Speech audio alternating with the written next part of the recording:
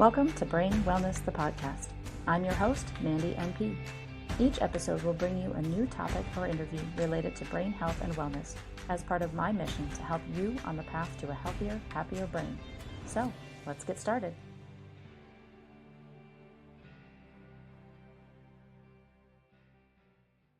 Hello, everyone, and welcome back to another episode of Brain Wellness, the podcast. My guest today is Dr. Brandon Allen.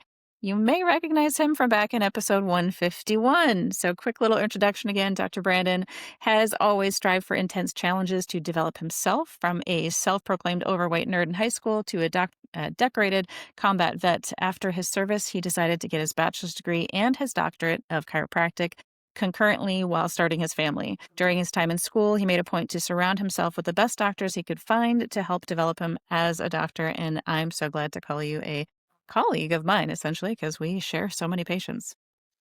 We do. Yes, it's very fun.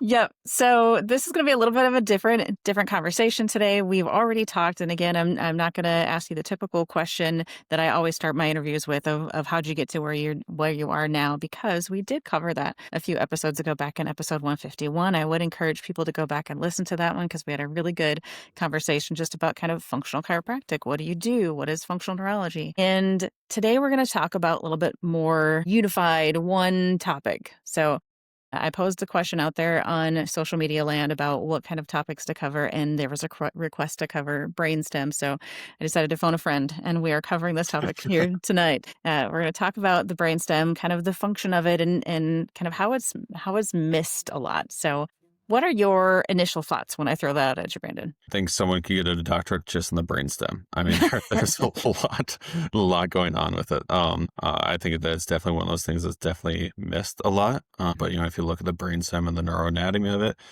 it has almost all the cranial nerve nuclei in them. So basically, anything that happens in your system, it can effectively affect. I think it's 3 through 12. All those nuclei are in there, so it's only missing 2 of them.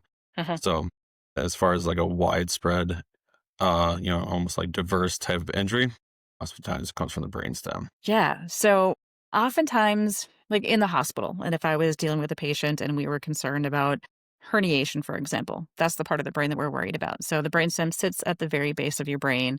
It's that connection piece between your brain and your spinal cord.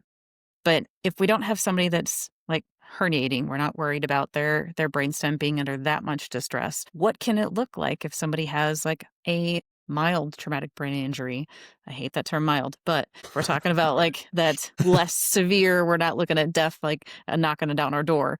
What is it? What can it look like for somebody that has that? Well, actually, a lot of the things that I brought up in our previous episode were all brainstem-based injuries. It's the OPKs that are off it, because the OPKs are controlled primarily by the pons, which is the upper part of it, which is kind of like the mid-level of your brainstem. It's a lot of these. It's the dysautonomia. It's the vagal tone being off.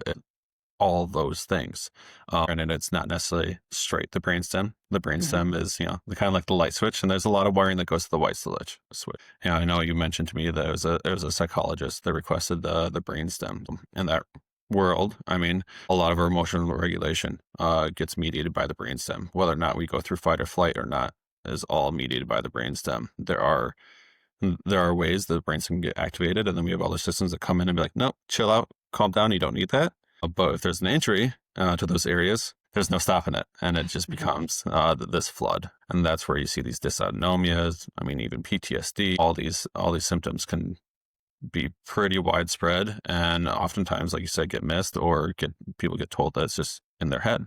And it is, but not in the way that people are saying it, right?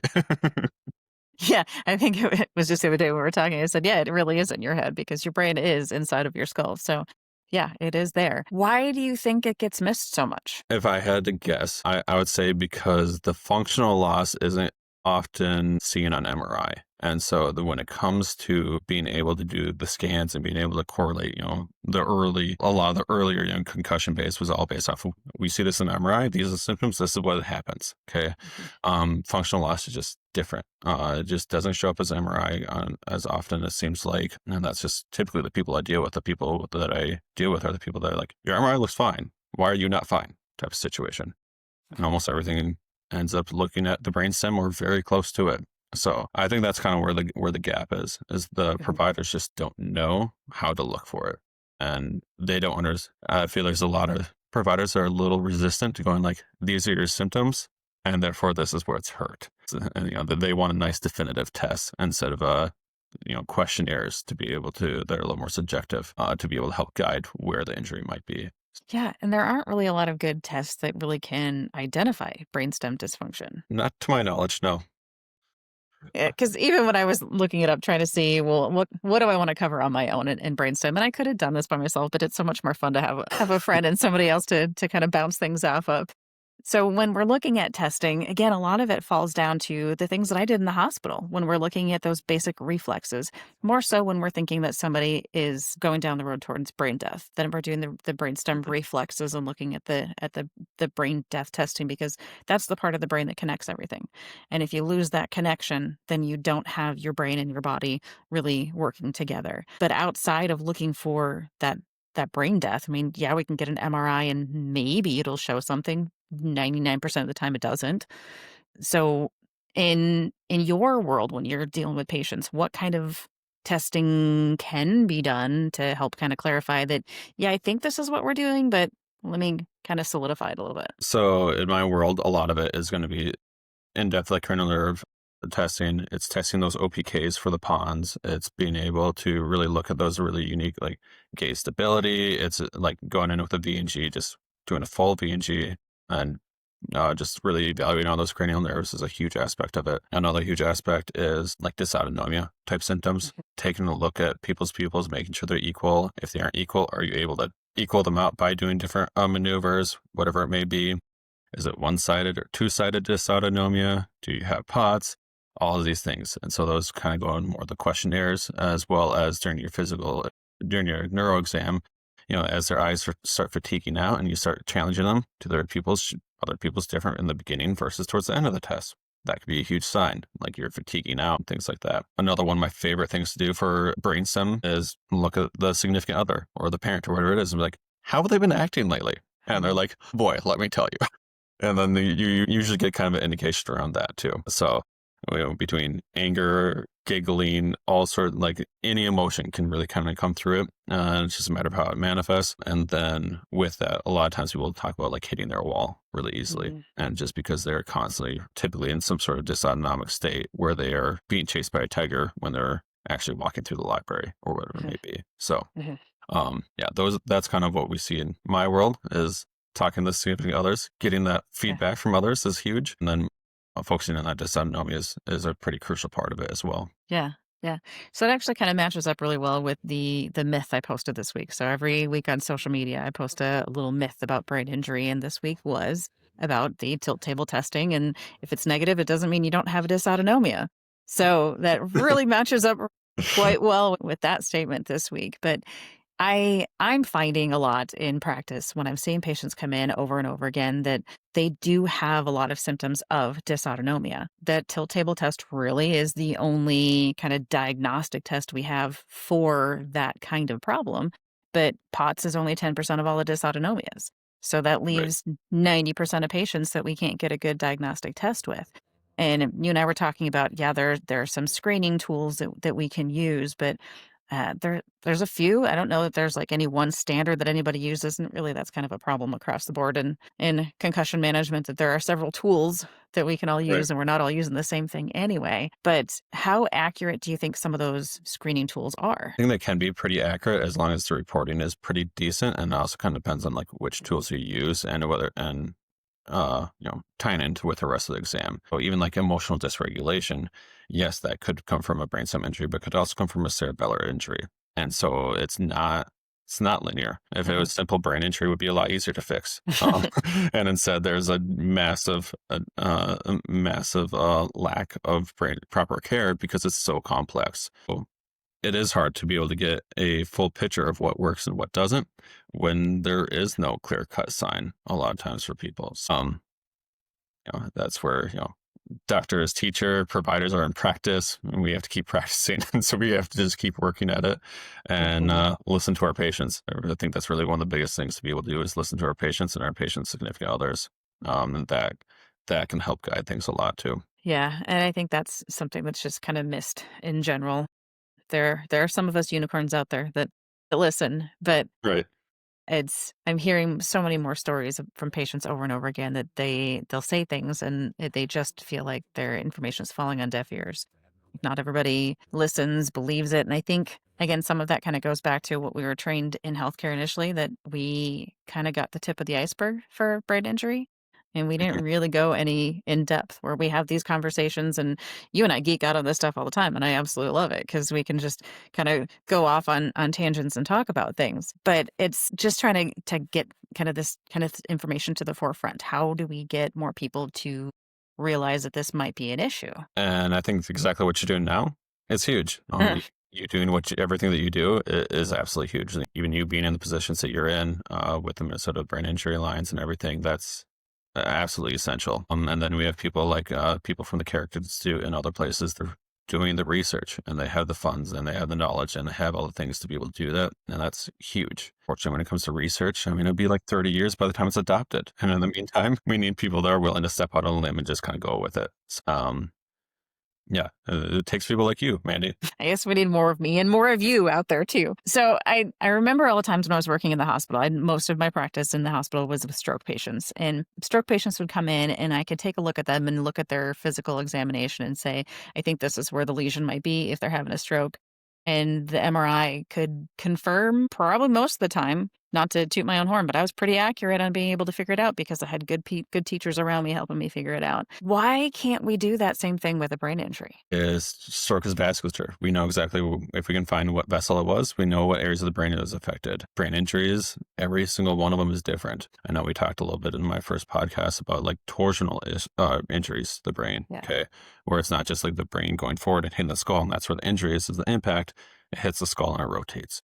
And just like when you wring out a rag, the driest part in the rag is the brainstem, essentially. It's the center, which is right above the brainstem.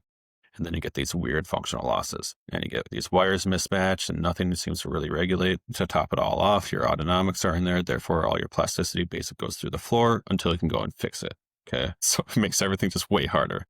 And so, at least in the work that I do, I almost automatically start with autonomic rehab with people because by the time people get to me, if they didn't have an autonomic component, they would have already been fixed. Autonomics get missed so often, and that's what ruins people's brain plasticities. Yeah, it's just kind of a standard in my practice, but I'm a weirdo. And so my standard is not it's not everyone else's standard, and that's okay. You're a good weirdo, though. I love when I try to explain to patients what they're going to see when they get you, and I can't really explain it because I don't know how to explain it all, but it does the trick, so it works. One of the questions I guess I kind of pops into my head when we're talking about why the brainstem gets missed again is just the fact that, kind of getting back to my comment about strokes where you can identify where they are. Yeah, it's vasculature, but so many of those processes also go through the brainstem. So I think that might be where we get a little confused too. Yeah, each part of the brain has their function, but because all of those cranial nerves go through there, so many of those functions really go through the brainstem as well. So do you think maybe sometimes we're thinking that maybe it's in a different part of the brain than it really is because of that? I could see that. I could also see strokes just not affecting the brainstem as typical because the vasculature to it is simply larger. So if you blow Yeah. a clot and it's going to get stuck, it's going to get stuck in the smaller vessels, and Yeah. that's where you start getting those frontal lobe issues in the berry, and even like berry aneurysms and these things like that. It gets past the brainstem. Brainstem Mhm. still has its function, and so that might be one reason why we see it less in the stroke world, which is what we like to take from the stroke world to be able to rehab for concussion as well. And so if there's fewer strokes in the brainstem, or if you have a stroke in the brainstem, you're done. There isn't anything to test. There isn't anything to study. It's just lights out. Unfortunately, that makes it a lot harder to study, Mhm. especially if you're going to be taking studies from stroke and trying to apply them to concussion. So So we kind of talked about it, but if we've got people walking around and not sure if they have brainstem involvement, what might it look like for somebody who's not had a really good evaluation? a lot of times I see the primary thing that for like brainstem stuff is the people just hitting their wall. Like they're just always hitting their wall. People that are typically unresponsive to traditional rehab, the standard eye therapies, speech therapy, where they might be able to progress a little bit, but it's just a slog the entire way through. And it is just a lot of work for them. and they don't really ever seem to like really break through. Because that's always going to be a sign that something's either missed or they're pushing you too hard during a rehab or whatever it may be. Typically, it seems like it's something missed, and typically, if they miss something, it's something in the brainstem. And then another aspect of the brainstem is a lot of the emotional dysregulation. A lot of times, people will even like feel drunk or have those have those conversations they didn't think they were going to have, and almost like they're intoxicated, and they wake up the next day and either not remember it all or be like, "But that wasn't okay." And that's a very real aspect of the brainstem, in particular when the cerebellum isn't mediating the brainstem as well. And so you usually kind of get a little bit of a 1-2 punch with that. But again, if you're not responding to care, your cerebellum is going to turn on because you feel like you're being chased by a tiger. So you don't really care about your balance rate. And like you're really fine-tuned balance right now. You're just trying to run away. So, and I think that's one of the biggest aspects of the brainstem is you're constantly feeling like you're being chased by a tiger. It's those autonomics are just flying through the roof. They get unmediated. They don't get inhibited, and they just keep rolling. If there was another world of the brainstem injury, where I kind of put them in two camps, personally in my practice, I would see tremors. It's a lack of inhibition. That's pretty common as well, but not as common as the emotional dysregulation and the dysautonomia type of symptoms. And then next question, what can we do about it? Just fix it, right? I wish it was all that easy. My gosh. That'd be great. So one of my absolute favorite hacks for brainstem or like dysautonomia type things, as long as someone doesn't have a fear of drowning, because that's also a very real fear for some people, is the mammalian dive reflex. Okay? And it's a great way of just toning down your nervous system and getting you out of that I'm being chased by a tiger state. Okay. So if you haven't tried it, it sounds a little weird, but a lot of times it works really well for people, and it actually works really well for migraine symptoms as well for a lot of people. Not everyone. Every migraine's a little bit like a TBI. They can be a little different too. But and basically all it is you plunge your face in cold water. Don't let the water get into your ears. Just needs to cover your eyes, nose, mouth, and you hold your breath. And so you're actually creating a drown response essentially. Once you don't actually drown, you're not training for the Navy SEALs. Don't do any shallow water blackouts in your sink or anything like that. Always do it with a partner in the beginning, and then go ahead, standing up, catch your breath, and go and do it a couple more times. And that's enough to be able to help recalibrate your nervous system. This is also one of my favorite things to do for people with chronic pain syndromes as well, whether it be fibromyalgia or other things like that. Just decreasing that sympathetic load can be an absolute game changer for them. So that's one of the things. One of my favorite things to do for people. Another thing, cranial nerve 9 stimulation. So everyone loves the vagus nerve. The vagus nerve is a total buzzword now. Kind of irks me. It's fine. We're not going to go down that road right now. The vagus nerve is very important. It's great. It should work properly. Probably shouldn't be as marketed as much as it is, though. But cranial nerve 9 is another parasympathetic part of the brain, or, hey, you're not being chased by a tiger. And all that is right where you feel your pulse. Really, really light circles, just enough to be able to move the skin. It's enough to stimulate the mechanoreceptors on that cranial nerve 9, and it can chill people out. Sometimes it works, sometimes it doesn't. There's all sorts of tricks for all these to be able to just help mediate some of these symptoms. You just got to try them and see which ones work for you. Of all of them, I think my favorite is definitely the mammalian dive, though. Okay, there's different eye movements that have people do, and different like complex motions, which can help regulate things, and that's all based on the individual person. But those are the two that I can recommend to basically anyone, and typically they're going to help out. Cool. So kind of the other buzzword with that is like the plunges, just the cold water plunges. Does a cold water plunge do the same kind of thing as the mammalian dive reflex? So actually, it can, maybe. Often I've really discouraged my brain injured patients from doing them. Okay. Yeah. The mammalian dive reflex is very focused. It's right on the face. It's not your entire body. So a lot of my brain injured people also have a lack of proprioception, or a lack of like essentially the map of their body just isn't as detailed as it needs to be. Okay. And that can create things like chronic pain syndromes. It can create like vertigos. It can do all sorts of weird stuff. When I have someone with a vertigo and I adjust their right wrist and they're like, I'm no longer spinning. What did you do to me? It had nothing to do with their wrist. It just had to do with their brain not knowing where the wrist was in space. And so I gave it a little bit of input and it chilled out. And so cold water plunges, cold demaps your brain. It makes those maps less detailed. And so if you're struggling with some of these things, you might struggle with cold water plunges. I've had people that are pretty much recovered from concussion and then decide to go do a cold water plunge without talking to me, and they revert right back. I'm like, come on, we're so close. Shoot. They bounce back way faster. It's not the full slog, but it's kind of like, as a provider, it's like, what did you learn? Kind Yeah. of situation. Like, Every maybe ask me experience is a before you do learning anything major. Like we're working on things here, right? every experience is a learning experience. It all depends on what you learn from it. Absolutely. Yeah.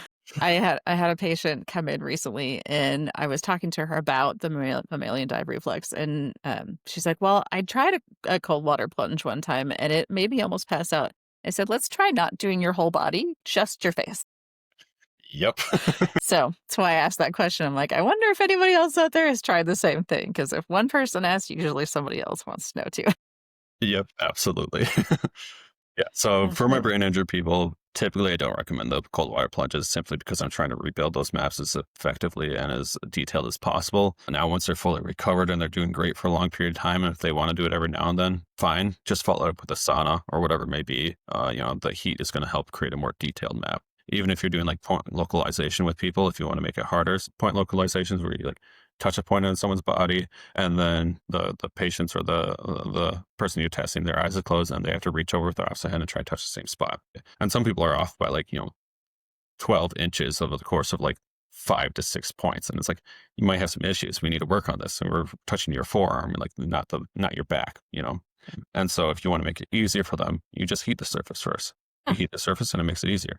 If they're getting interesting. pretty advanced, you make it cold and you try and make it harder for them and help make a detailed map even when they're cold. So that's one way they can kind of hack the system and even be able to try and like either make it easier in early rehab or harder in later rehab when they're still having symptoms. Just heat or ice the surface, and it's going to help change the map in their brain. Hmm, fascinating. I always learn something every time we talk. So I just kind of to bring it all back together, that we so often miss things, and these are just little things that seem so simple. Why is it that something so simple can work for such a complex part of the brain? I That's probably a really loaded question, but Yeah, I don't think anything's simple. I kind of refuse your question. I don't think anything's so simple. there. If there's two humbling experiences in my life, the first is being a father. I realized how little I know when I became a father.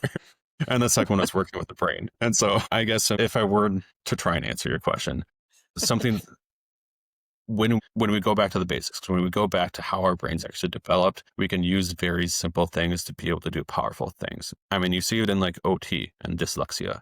Dyslexic kids are much more likely to have butts scooted when they're a child. If they don't have the cross court motion, their eye movements start going to junk when they're older, and so they actually get like saccadic intrusions during pursuits. So OTs, and it's been well documented for a long time, and every now and then you find a good OT that knows about it. They're like, just play with your kid, crawl around with them. And sometimes the dyslexia goes away just from crawling around, just from rebuilding that cross cord motion. And instead, for whatever reason, we don't know about it. We don't look at those stuff. And so now there's still people struggling with dyslexia, even though they just needed to crawl more. Huh, So I interesting. think it's really breaking down to getting to the root of why that part of the brain developed, why that part of the brain is actually functioning, and being able to just kind of re-trigger like, hey, this is your job. This is why you're here. Mhm. Putting it back through orientation. I think part of the frustrating thing about the brain is that so many different fibers go so many different places. And s- a lot of times, I used to think that as long as you knew anatomy, you could figure out what's going on in the brain. And it doesn't seem to be the case when we talk about things like the brainstem, because it throws you for a loop, because emotions can come from several different parts of the brain. So emotional dysregulation, is that just from brainstem, or is it from frontal lobe damage? Is it your limbic system being affected? What is that all coming from? Could it be all of the above? And so I think that's where I get frustrated as a practitioner. I'm like, I just want to be able to say, "Yep, this is where your problem is," and I can't. Yeah. And so I mean, in short, the answer is yes. It could come from any one of those. That's why, my exam is quite a bit different, as you know, than most other Mhm. neuro exams. And I look for like subclinical signs of dysfunction. So if someone's alternating their hand and one side is clunkier than the other, and their saccades are a little bit slower going to the opposite direction, going to be like, hey, we're probably one cerebellum is not communicating well with the opposite frontal lobe, and we're having issues there. Oh, by the way, you're also having this emotional dysregulation. It could be cerebellar based because you see cerebellar issue. Okay. Or if their balance is off, it could be a cerebellar issue that's not shutting off the extra firing from the brainstem. A lot of times people's cerebellums are money. They're awesome. Their balance is great. They have their movements are all great.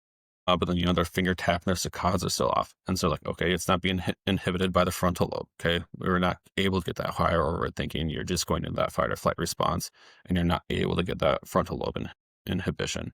So we have to go that route. So it's tying these things and really knowing the networks as best as you can. And I'll never know them all. I don't think anyone ever really will. There's some really brilliant people out there that can do some amazing work. And thank goodness for it because they can publish the research and I'll go and read it. There's that. There's that.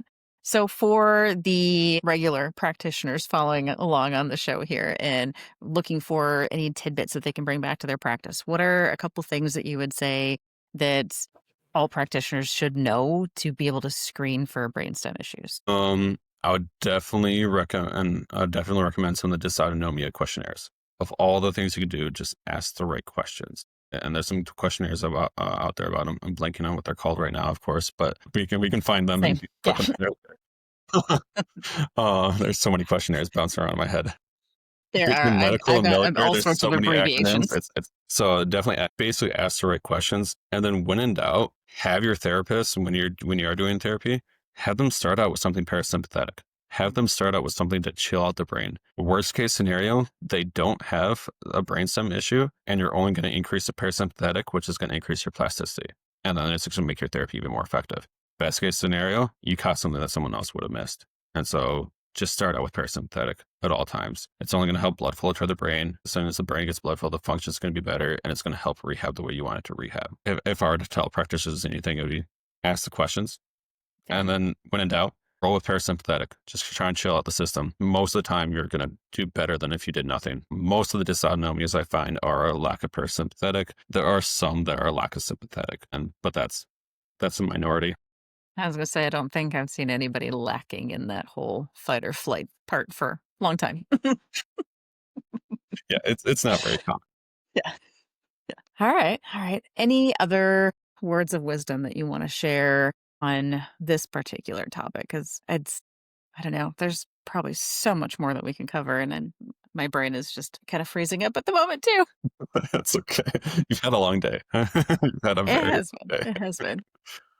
I think the biggest thing, I feel like a lot of the people, especially those that have had brainstem injuries that aren't responding well to care, are typically the people that I see that are the most dismissed in care as well. And so, always make sure that you're confident in your care team. If your care team doesn't feel like it's working for you, get a second opinion. All right. Doctors and medical professionals, where yes, we take care of people, but in all reality, the way I see it is every single patient that walks through my door, it's essentially a job application. At the end of the day, that's kind of what it is. And so hospitals are the same way. They're your care team and you can hire and fire however you see fit. And if you're having a provider that isn't listening to you or is dismissing or just isn't giving you the time, then get a second opinion. And it's hard as a provider out there to do all those things. But I also think that having more accountable providers in the world would probably make the world a lot better place too. So the fact that you even had a provider asking about this is awesome. I like that person automatically. Yeah. Yeah, you're curious or you need a resource, whatever. It's like, awesome, let's go, let's do this. And then when it comes to the brainstem issues like that, like I said, they get missed a lot. And then also just understand that it's hard for the whole family. But when it comes to a brainstem injury, everyone suffers because it's not just the cognitive loss. It's not just the memory. It's not like on coordination or vertigos, whatever it may be. There's very frequently emotional dysregulation, and that's hard on everyone. And that's where having the correct resources for the entire family can be huge. And then the family should be doing things like listening to your podcast when you're talking with Don and just knowing like what they're going through is actually normal for the situation and being able to have that grace and that forgiveness for everyone in the family and how to be the best resource for someone in that situation. Yeah. I have actually, not to try to toot my own horn on any moment or whatever, but I have referred many patients to listen to the episodes where I had my husband on, where we talked about how it affected us as a couple. There was an episode that my kids did a little takeover as well, and they kind of got to talk about how they saw things from their perspective. It's a good moment, I guess, to put in a little plug for the Minnesota Brain Injury Alliance is starting up a new support program for school age kids. So kids that have a parent who has a brain injury, talking about all the emotional dysregulation, that trickles down to your children. This was something that came up at the Brain Injury Support Conference in March. Twice a year, the Minnesota Brain Injury Alliance has a conference for survivors and caregivers. And that was a request that came up for the kids of the parents that have injuries. So just a quick little plug out there. I'll put that in the show notes as well. But it's kind of a cool opportunity. Huge, Definitely. yeah. So it'll be their first meeting will be coming up in November. So there is a registration. I'll put that registration link in the show notes. But it's really kind of cool. I actually asked one of my kids if he'd be interested in taking a listen and seeing what he thought of it, and he said yeah. So here we go. Nice. Nice. Uh, and I think that's a great thing to be able to kind of like segue into a little bit of like when someone gets brain injured in the family, everything's always focused on them, Yeah. and kind of rightfully so. But when it doesn't resolve very quickly, or when you kind of get through these long drawn out processes, you almost need to circle back and go back to your original resources and look Mhm. at everything and be like, oh, that one was for me. That one wasn't for them. That was for me. No, that's for the family. That's for the kids. And you also need to circle back and go back to your resources because there are some of them out there. Mhm. There needs to be more, but Mhm. there are some really great ones out there, and you being able to support yourself is only going to help support, the injured partner or whoever it may be, Yeah. which is absolutely essential. Having a care team for someone that's brain injured that you can like actually trust is huge, absolutely huge. Yeah. Yeah. I always tell people if you're not getting the answers that you want, you need to keep asking and finding the team that will help you. That I have worked very hard to make sure that I have a good team that I can refer patients to, that I know that if I send them like your way, they're going to get the treatment that they need. And I apologize because I send you the complex of the complex. But I love them.